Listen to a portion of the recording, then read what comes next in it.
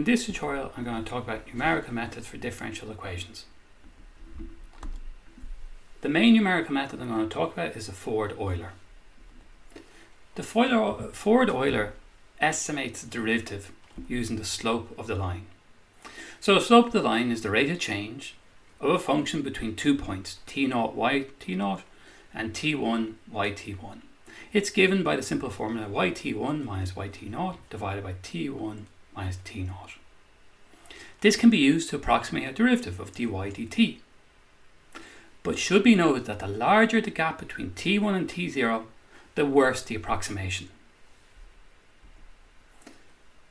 But this same approach can just be used to approximate our differential equation. So given the Euler method is used to estimate differential equations by replacing the derivative by the formula of slope of the line. So given a differential equation, so this is our population equation from before, dp dt is equal to alpha p, given our initial condition pt0 is equal to p0, where alpha is birth rate and p0 is the initial condition. The derivative can just be replaced by pt1 minus pt0 divided by t1 minus t0 is approximately alpha t0. But still, we don't have a way of solving this. It has to be rearranged. So, as I said, pt1 minus pt0 divided by t1 minus it's the approximate of the rate of change, birth rate, times the current population. Rearranging, what we have is pt1 is approximated by pt0 plus t1 minus t0 times alpha. Do note, every time here I'm doing the approximation, because there's going to be some error. Like we saw using the slope of a line to describe the derivative of a function, there's an error. And in this example, we call this error E1. So this is error at time point 1. Now we can rewrite our equation. Instead of using the approximation sign, we use the equal sign. So pt1 is equal to pt0 plus t1 minus t0 times birth rate times t0 plus e. Or how can we re-say that as the future population, pt1, is equal to the current population, pt0, plus a time step, t1 minus t0, times our given birth rate, times some unknown current population, for known current population, plus some error. So really, a way of rewriting this is, to predict the future, we use the information we have now, and there's going to be some error. But unless we know the exact solution, we don't have access to that error.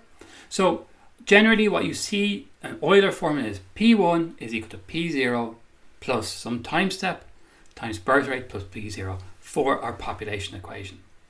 But it's a good estimate. This can make a prediction for P1. But of course, if I have the population today, it's very hard to predict the population a million years in advance. So here we have a simple rearranging where P1 is equal to P0, which is our given initial condition, times our time step, alpha P0. Here we know the exact solution. That's PT1. So that's in blue. Our red is our estimate.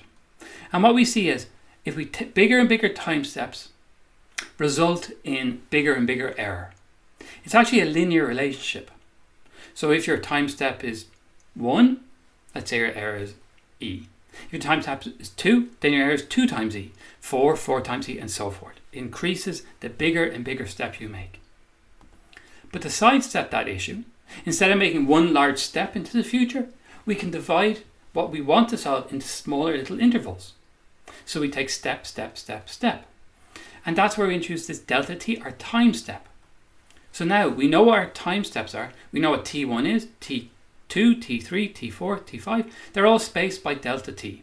We choose that, and then we can solve our equation again. So now what we do is we iterate through our equation.